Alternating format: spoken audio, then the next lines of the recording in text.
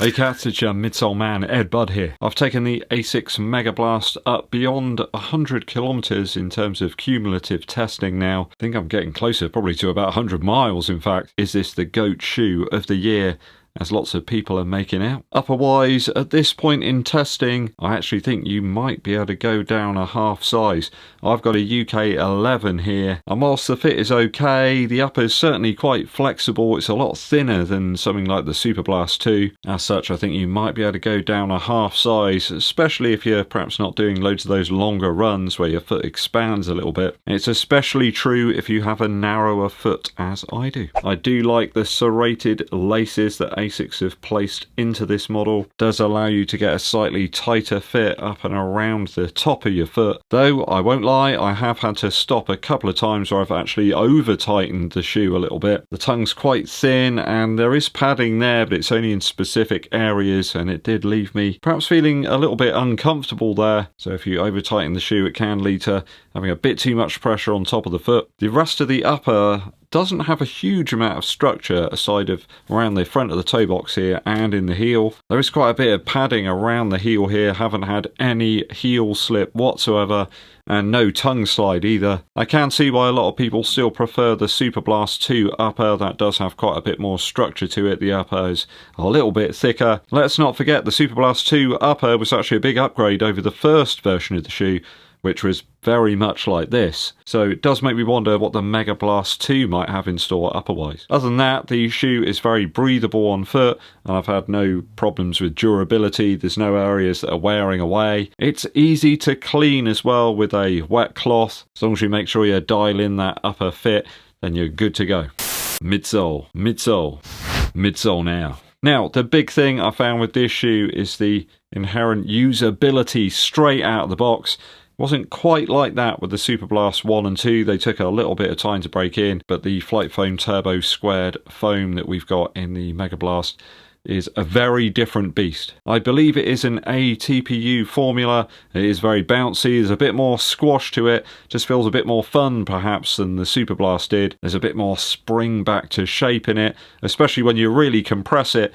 I can see the heavier set runners really getting something out of the Megablast. Perhaps if you found the Superblast a little bit too heavy, perhaps it's a little bit too dense, or it just wasn't fun enough, then yeah, this is the shoe to go for over that one. I think in reality, over time, you do start to see the differences between the two shoes. A lot of people are comparing the Superblast 2 and the Megablast, and I think early on perhaps they couldn't really see the differences, but now it's very apparent to me. This one's got a little bit more energy return to it, a bit more vim. It's certainly a more exciting ride, and I think that might be a little bit down to the fact that the shoe is just quite a bit lighter than the Superblast. This one to me is a real jack of all trades. Pretty much any type of run I've attempted in it, it's worked.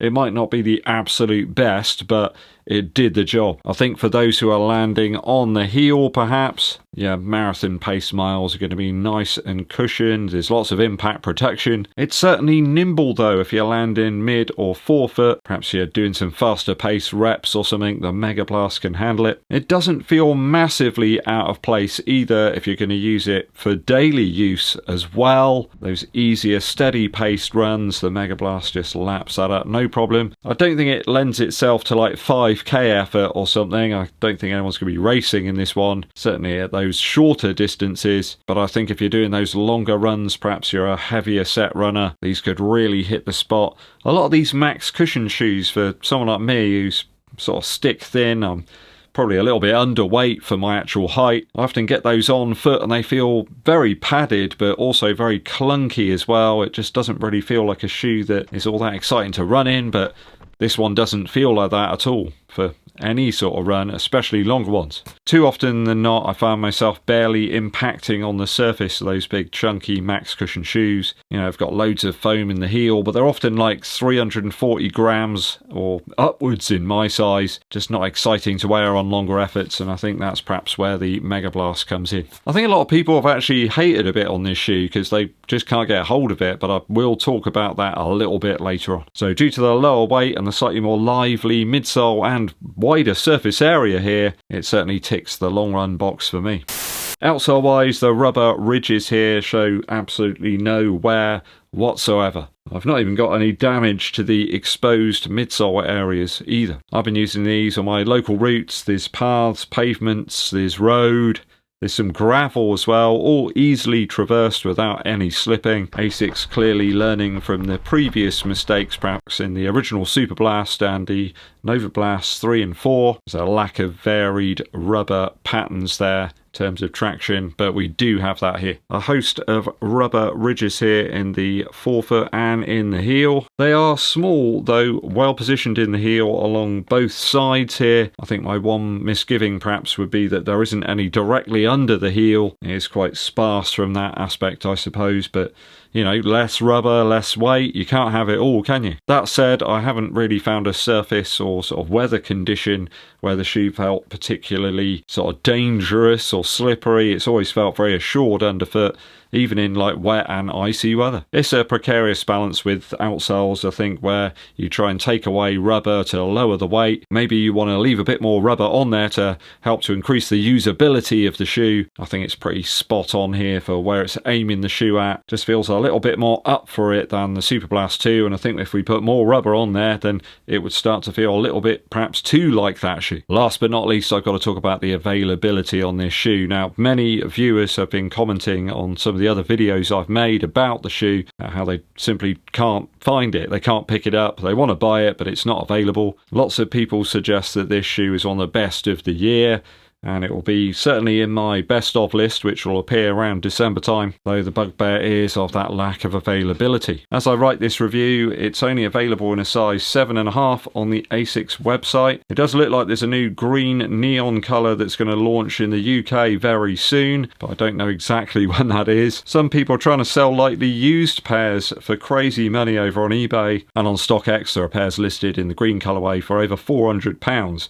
Which is insane. That's double the price of the model at retail, by the way. The green version did launch in the US already, but I can predict that these will sell out almost instantly in the UK on launch. You can see only a handful of pairs are available in the US in sporadic sizing. It's a great shoe, but it is very strange in terms of the starvation of stock, which is very similar to what we had in the Super Blast V1 and 2. I know there's lots of people out there with cash in hand waiting for new drops of these shoes, and the Puma Fast R3 as well. They'll simply buy them on site, but there just aren't enough pairs to satisfy the demand right now. And due to that, a lot of runners opt for other models, so they're kind of losing out on sales. It's a strange situation really, because models like this, you know, can almost get forgotten about if they're really hard to get hold of. They're exceptionally good shoes, but they just get slightly pushed down the pecking order because you can't get them, and because you can't get them, people don't talk about them. Either way, I was lucky to be sent these by Asics, and I've got to be honest, I've enjoyed pretty much every single mile I've run in them up to now. What do you make of the Megablast? Are they on your Christmas list? Are you a fan of the Super Blast that's tried these? Did they work for you, or were they too different? Are you frustrated at the lack of stock on this model? Let me know your thoughts and opinions down in the comments.